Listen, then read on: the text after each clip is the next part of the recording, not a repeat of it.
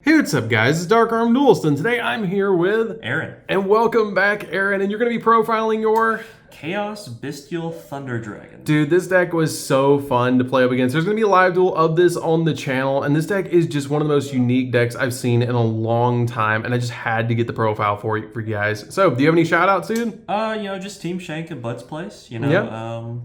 Just my team and Bud's for letting us play every week. All right. So let's go ahead and get straight on into it. And this deck, guys, even beat my Flawanderies that took second place at locals before, which is really cool. So let's go ahead and get straight on into it. All right, so we'll start with the classic Thunder package. So we are playing Thunder Dragon, the OG himself. Yeah, from the original Metal Raider, dude. Yes. And then we're playing one Thunder Dragon Roar, one Thunder Dragon Dark, and one Hawk. Okay. So this one, classic. You pitch one, you search one or two more. Not once per turn. It's pretty nice. This one is crazy. Like the combo of like Chaos Space, pitch this to search for White Dragon is just nuts. Because when it's banished, you get to just summon a Thunder Dragon from your deck. And then when this is summoned, you send it from field to grave to search this. And this, once it's added to your hand, you can just pitch it to bring back another Thunder Dragon. So like that whole combo is like 3 bodies just by itself. Yeah. Like it's very, very nasty. And this might seem silly, but just like having the card advantage and just having the chaos typings in grave is sometimes what you need. And like against the duel with you, I was able to like pitch one, search 2, Yugioh, put 2 of these back. Just like free card advantage. I'm glad you brought that up because I was going to mention that because that's such a cool thing that you can basically just get Yugioh almost for free with that card. Yeah. It's really, really strong. I love this whole package. Been waiting for an excuse to play this for a long time. Oh, yeah. Oh, I also forgot. I play Batteryman Solar as well as part of the Thunder Dragon package. On summon, it'll just dump a Thunder from deck to grave, and then when a Thunder is summoned, you get to summon a Thunder token, which for some reason is a mandatory effect. I'm not sure exactly why. But yeah, this is really strong. Just being able to dump Roar so you can banish it is just really, really good. And then we're playing a whole bunch of Bestials. We are playing the full 12 monsters. All 12? Yes, all 12. These cards are insane. Seeing these like going second, it makes me just feel so comfortable. And like Saronir, like a lot of people in a lot of decks, like it's like the worst one. It doesn't really do anything for a lot of decks. Not in here. Yeah, this one, it's like one of my best ones. I search Saronir very often. Like if I already have Magnamut or something like that, and I'm going first, I'm very often searching Saronir because like being able to just dump a Bestial or a branded Spell or Trap, which I'm playing the branded Beast and branded Regained package as well. Being able to just dump those to be able to bring them back later is just super nice. Very, very good. These cards are crazy. All right. It worked extremely well even against my Flawanderies, I have to say. We're playing the Baby Dragon package. Dragon or black, search white, white, search black. It's with a Chaos Space package and everything. Very, very good. Very strong. Then we're playing some more Tiny Dragons. This card is like the MVP. Everybody forgets about this card. So like, especially like it came up with like a Shizu tier, they like dumped it and forgot that it could just reborn itself. And being able to just like, basically when a monster is destroyed on your field while this card is in your hand or graveyard, you can just bring it back.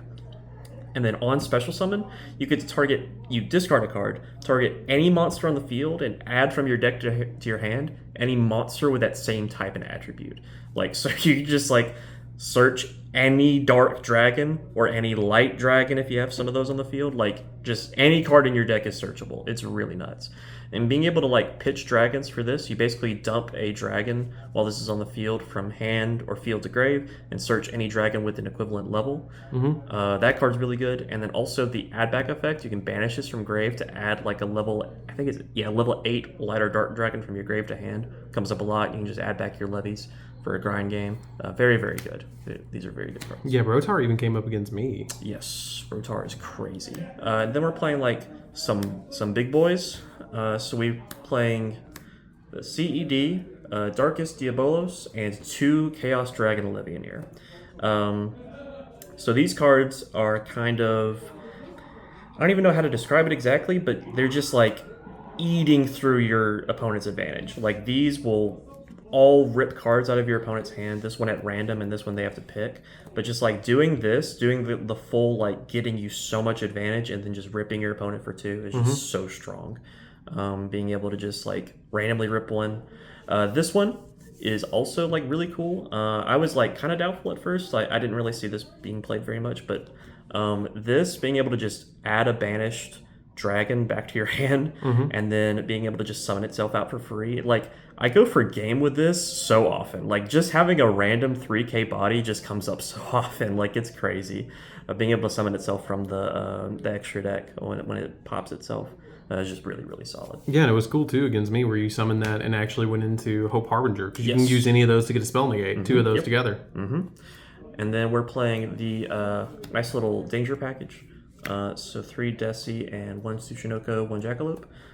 You know, it's just they're darks. Being able to like just dig deeper into your deck just comes up a lot. This deck can be kind of bricky sometimes, so just being able to like pitch your bricks in your hand and being able to like dig deeper and deeper is just like really, really good. They're very solid. Oh yeah, love these cards. And then for this sort of chaos sort of package, of course you got to play Chaos Space. This card's insane. Yeah. Being able to like I said before, like being able to pitch Thunder Dragon Roar to search White Dragon, banish the Roar is just like a +5. Like it's really insane. It really is with this card. Yeah, this card's nuts. And being able to like sometimes Tier will like dump it from your deck and you can just like draw one next turn is just really, really And you're like, cool, thanks for the free cards, bro. Exactly. It's very nice. And then we're playing 3 Allure because we're playing a bunch of darks and also Thunder Dragons. Being able to, like, again, draw 2, banish Roar summoned from deck. I mean, it's like banishing Tragedy and BYSTIAL, but you get to summon from deck, which is crazy. Yeah. This card is very, very good. Then we're playing 3 Melody of the Awakening Dragon. Oh, that's spicy. Yes, so this card is really cool because you get to search all your big guys off of that. You get to search your CED, your Darkest Diabolos, and your Levy.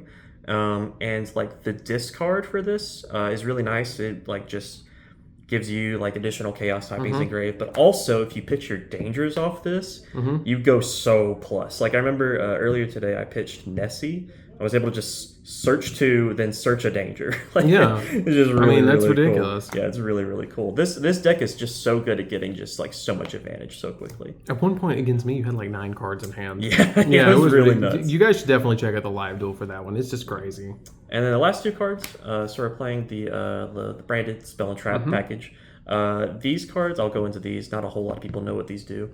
This card is like, I would say almost objectively the best one. This one is more of an interruption, but this one has like several effects.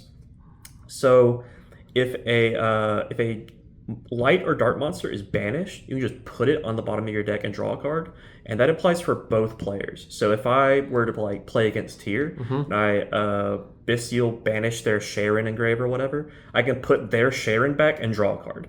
It's just really, really cool. And if they special summon a monster, I could just target a BYSTIAL monster in my graveyard and reborn it, just for free. Just anytime they summon a monster. So there are like so many times where I'll just like have a Magnamut engrave, they normal summon, they start their combo, and I'll just like get a guaranteed Magnamut to search, follow up. Search That's a so dragon. consistent. Yeah, it's so like it just stays on the field. It's just like so easy to get out too. Like it's so good. Yeah, because Lubellion just puts it on the field. Yes, yeah, and you can like dump this with Serenir, Lubellion, get this out. This will, if this is in the graveyard, this will set it to the field. Like it'll activate it from the grave. This card is also really good. It actually synergizes with this because if you control a BYSTIAL, you can tribute a dragon and pop a card. So a lot of the times I'm reborning something with this, tributing it with this, and destroying something, and I'm also like getting the Magnamut search. Or sometimes I'm tributing Druis Worm, so I'm tributing the Druis Worm, popping, then Druis Worm effect send. Like it's just it's so crazy. That's ridiculous. Yeah, if these stay on the field for like a turn and your opponent just doesn't deal with them, you win. Like the grind game this is just insane. And that is the main deck, actually. How many cards in the main? That is 45. 45? 45. I noticed it was a little bit bigger. Yes. It is a lot of cards. That is a lot of cards. It doesn't help that it's double sleeve, too. Oh, yeah. But let's go into the extra deck. So our Link ones, we're doing this and this. Oh, I love your double sleeves, dude. Yes, thank you. So Striker Dragon, we do not have, obviously you just saw it, we don't have Boot Sector Launch, but just being able to link away your Seyfert, and of course your white and black dragons is just like free value, like just a free body. Pisty comes up less often, it kind of depends on the hand, but this card is really good. It's really good into going into Saryuja, depending on your hand. We are playing Saryuja, by the way. And yeah, these cards are nuts. Link ones are just inherently so strong, and they're like really good in this deck. And then we're playing, of course, the FTK Seals Pass. This card is really good. The non-targeting comes up all the time. Like a lot of people will just like, I've had like some people make like Avramax on me with IP, and I'm like, okay, I'll just bounce it. Yeah, it's just gone. Yeah, I'll just out it with this. Yeah, really good. And then get a free dragon. Yeah, exactly. Like being able to summon Magnemut off of this is just so insane. And being able to like summon Brotar in certain situations, like this sometimes is just like summon Brotar, search Magnemut, like immediately search Magnemut, and then Magnemut, I'll have an interruption, and then search again on the end phase. Like, it's just so crazy. I actually had something come up today. I had a Magnemut in hand, and I had a weird hand, and I like had this, and I hadn't normal summoned yet. I tributed my seal for Magnemut. And so it still triggers this. So it's like E-telling. Yeah, so I activated Magnemut, searched, effect E-telly from deck. Like it's just it's so good. So good. Love this card. I mean, the only downside is the dragon comes out at 0. Yeah. That's literally the only downside to it. Yep. And then we got some Link 2s here, some good ones, some good generic ones. IP, Dark, and Phoenix. Phoenix to have Floodgates, problematic cards. IP comes up a lot in this deck. Being able to I play Unicorn and also Appaloosa, being able to just link into those is very nice. And Dark is basically just for Magnemut. A lot of people are playing that card and just being able to take it whenever they're interrupting me, and I'm like, I will search follow up during my end phase. Thank you. Yeah, because you summoned it. Yep, exactly. Very good card. Very good card. And then, like I said before, I'm playing Unicorn. This is usually what I'm bringing out off of IP if I don't have a ton of bodies. Ending on IP seal is so strong because I can seal, summon a Magnemut from deck, get follow up, and then IP away the 0 attack and defense Magnemut into this is just really strong. This is very, very good. And then sometimes when you discard your cards, you get advantage too. Exactly. Yeah. Exactly. Then we're playing, these are the Link 4s. So we got Appaloosa, Saryuja, and Agave Dragon. This card is for time. It just burns for 100 for each dragon in your grave. It's just, you got to play time cards now, unfortunately.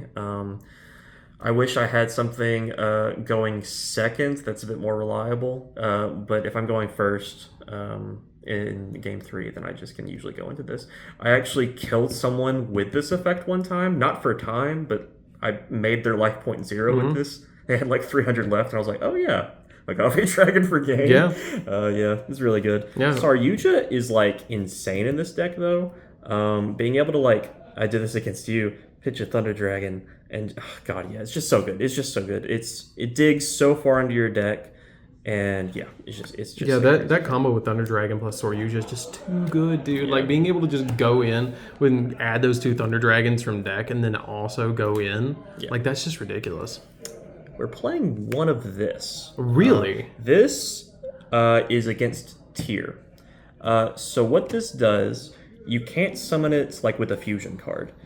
You have to banish monsters with different names from your field, and if you banish all dragons, you can banish a card from the top of your opponent's deck, 1 card from your deck, and 1 card in their extra deck. Wow. So you can banish Kit. Do you get to pick? Yes. Wow. You get to banish Kit Kalos with this. Wow. And that's only if you're going first, though. So it doesn't come up as often. And it didn't come up today, unfortunately, when I played tier. But yeah, this card, if you banish Kit, it's just they're so far behind at that point. Yeah. And yeah, it's that is the only reason that it's in the deck.